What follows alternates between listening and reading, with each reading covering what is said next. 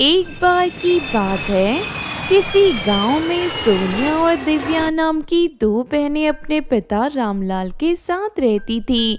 रामलाल कोई काम नहीं करता था, उल्टा सारा दिन शराब पीकर यहाँ वहाँ पड़ा रहता था।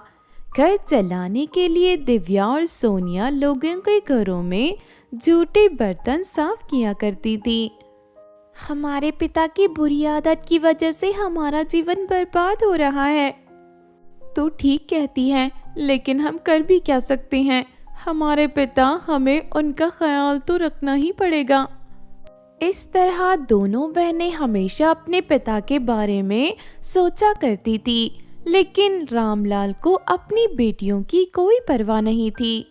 रामलाल भैया, जब तक तुम्हारी पत्नी जिंदा थी तब तक तुम्हारा घर स्वर्ग था, लेकिन उसके मरते ही तुमने शराब की बुरी लत लगा ली। तुम्हारी शराब के कारण तुम्हारी बेटियों का जीवन अस्त व्यस्त हो रहा है। उन्हें दूसरों के घरों में बर्तन मांजने पड़ रहे हैं। ये सब देख तुम्हें उन पर दया आनी चाहिए। हाँ भैया, शराब बहुत ही बुरी आदत है। इसकी वजह से बड़े बड़े घर बर्बाद हो गए। तुम शराब पीना बंद कर दो। सुबह सुबह तुम दोनों मेरा दिमाग खराब मत करो। मैं तुम्हारे पैसों से शराब नहीं पीता। तुम दोनों मुझे भाषण दे रही हो। चलो हटो, दोबारा मुझे ज्ञान देने की कोशिश मत करना। इस तरह रामलाल उन दोनों औरतों को भला बुरा कहकर वहां से चला जाता है। लेकिन धीरे धीरे रामलाल की शराब पीने की लत इतनी ज्यादा बढ़ जाती है कि वो लोगों से कर्ज लेना शुरू कर देता है। इसी दौरान एक दिन वो अपना घर भी गिरवी रख देता है। उसने जिस आदमी के पास अपना घर गिरवी रखा था वो बहुत ही लालची और धोखेबाज था। कुछ महीनों के बाद वो रामलाल के ऊपर इतना ज्यादा कर्ज चढ़ा देता है कि रामलाल उसे अपना घर देने के लिए मजबूर हो जाता है। फिर रामलाल अपनी दोनों बेटियों के साथ सड़क पर रहने लगता है। पिताजी, आप यही बैठना, कहीं नहीं जाना। हम दोनों काम करने जा रही हैं। हाँ, शाम को लौटते समय हम आपके लिए खाना लेकर आ जाएंगे। उसके बाद दोनों बहनें काम करने चली जाती हैं, लेकिन रामलाल को शराब पीने की तलब लग रही थी। इस वजह से वो सड़क से गुजर रहे लोगों से भीख मांगना शुरू कर देता है। तभी अचानक एक कार रामलाल को टक्कर मारकर चली जाती है, जिस वजह से मौके पर ही रामलाल दम तोड़ देता है।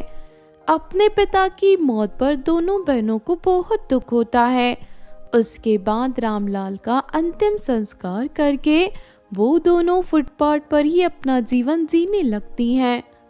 इस तरह हमारा जीवन बहुत कठिन हो रहा है। हमें कुछ ना कुछ करना होगा। लोगों के घरों में बर्तन मांजकर हमारा भविष्य नहीं सुधरने वाला। मुझे भी हमेशा इसी बात की फिक्र रहती है।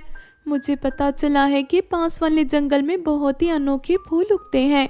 शहर में उन फूलों की बहुत मांग है। अगर हम वो फूल बेचना शुरू करें तो हमें अच्छे पैसे मिल सकते हैं। हाँ, ये करना ही ठीक रहेगा। उसके बाद दोनों बहनें अनोखे फूल तोड़ने जंगल में पहुंच जाती हैं। यहाँ वहाँ भटकने के बाद भी उन्हें कोई फूल का पेड़ दिखाई नहीं देता। बड़ी अजीब बात है, इतनी देर से हम दोनों जंगलों में घूम रहे हैं, लेकिन अभी तक हमें फूल नहीं मिले। फिर दोनों बहनें थक हार कर एक पेड़ के नीचे बैठ जाती हैं।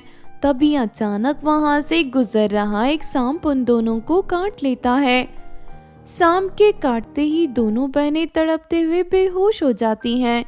लेकिन वो दोनों जिस पेड़ के नीचे बैठी थी वो पेड़ एक जादुई पेड़ था। वो अपनी डाली बढ़ाकर दोनों बहनों को पकड़ लेता है, उन्हें अपने ऊपर मौजूद जादुई घास के घर के अंदर ले जाता है। तभी उस घर में रखा एक लोटा हवा में उड़ते हुए दोनों बहनों के ऊपर जादुई पानी गिराने लगता है, जिस वजह से वो दोनों पूरी तरह ठीक हो जाती हैं। अरे ये क्या, हम किस जगह आ गई? तभी घर के अंदर से एक छोटा सा पौधा प्रकट हो जाता है। ये जादुई घास का घर है। तुम दोनों गरीब और परेशान हो, इसीलिए दयालु पेड़ ने तुम्हारी मदद की है। तुम दोनों चाहो तो हमेशा के लिए यहाँ रह सकती हो। इस घर में तुम्हें रोज ढेर सारी जादुई घास मिलेगी। उस घास को खाते ही किसी भी गाय के शरीर को विशाल किया जा सकता है। साथ ही वो गाय कई गुना ज्यादा दूध दे सकती है। अरे वाह, ये तो बहुत अच्छी बात है। हाँ, तुम दोनों जादुई घास बेचकर अपनी गरीबी दूर कर सकती हो। फिर अगले ही पल दोनों बहनों के सामने ढेर सारी घास प्रकट हो जाती है। उसके बाद वो दोनों उस घास को लेकर पास वाले गांव में चली जाती हैं। आंटी, हमारे पास जादुई घास है, इसे खाते ही आपकी गाय का शरीर विशाल हो जाएगा और वो रोज ढेर सारा दूध देगी। सोनिया की ये बात सुनकर उस औरत को बड़ा आश्चर्य होता है। क्या तुम सच कह रही हो? ऐसा हो सकता है क्या? हाँ, बिल्कुल हो सकता है आंटी।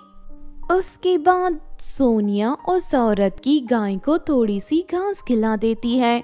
घास के खाते ही गाय का शरीर विशाल हो जाता है। अरे वाह, मेरी गाय का शरीर तो विशाल हो गया। तुमने बिल्कुल सच कहा था। उसके बाद वो औरत गाय का दूध निकालना शुरू कर देती है। देखते ही देखते कई बाल्टियां दूध से भर जाती हैं। मजा आ गया, तुम दोनों की जादुई घास ने तो कमाल कर दिया। उसके बाद वो औरत दोनों बहनों को ढेर सारे पैसे दे देती है। फिर एक एक कर वो दोनों गांव के बहुत सारे लोगों को जादुई घास बेचकर काफी पैसे कमा लेते हैं। पहले ही दिन हम दोनों की बहुत अच्छी कमाई हो गई है। ऐसा ही चलता रहा तो हम दोनों बहुत जल्द अमीर बन जाएंगी। हाँ, हमारी जादुई घास की वजह से गांव के किसानों को भी बहुत लाभ होगा। उस दिन के बाद से दोनों बहनें अलग अलग गांव में जाकर जादुई घास बेचने लगती हैं। लेकिन फिर एक दिन दो लालची औरतें उन दोनों का पीछा करते हुए उनकी जादुई घास के घर में पहुंच जाती हैं। वो दोनों सोनिया और दिव्या को मारकर उस घास के घर को हासिल करने का मन बना लेती हैं। लेकिन उन्हें पता नहीं था कि सोनिया और दिव्या की रक्षा वो जादुई पेड़ कर रहा है। दोनों जैसे ही दिव्या और सोनिया पर हमला करती हैं कि तभी जादुई पेड़ के अंदर से बड़े बड़े आग के गोले बाहर निकलकर उन दोनों औरतों के ऊपर गिरने लगते हैं। ये देख दोनों बहनें घबरा जाती हैं। अरे, ये तो एक जादुई पेड़ है, ये हमें जान से मार देगा, चलो भागो यहाँ से। उसके बाद वो दोनों घबरा कर वहाँ से भाग जाती हैं। उस दिन के बाद से दोबारा दिव्या और सोनिया की और नजर उठाकर नहीं देखती। दूसरी तरफ सोनिया और दिव्या लगातार जादुई घास बेचकर बहुत अमीर बन जाती हैं। उसके बाद दोनों बहनें शहर के एक बड़े स्कूल में एडमिशन लेकर पढ़ाई भी शुरू कर देती हैं। इस तरह सब कुछ ठीक हो जाता है और वो दोनों हंसी खुशी अपना जीवन जीने लगते हैं।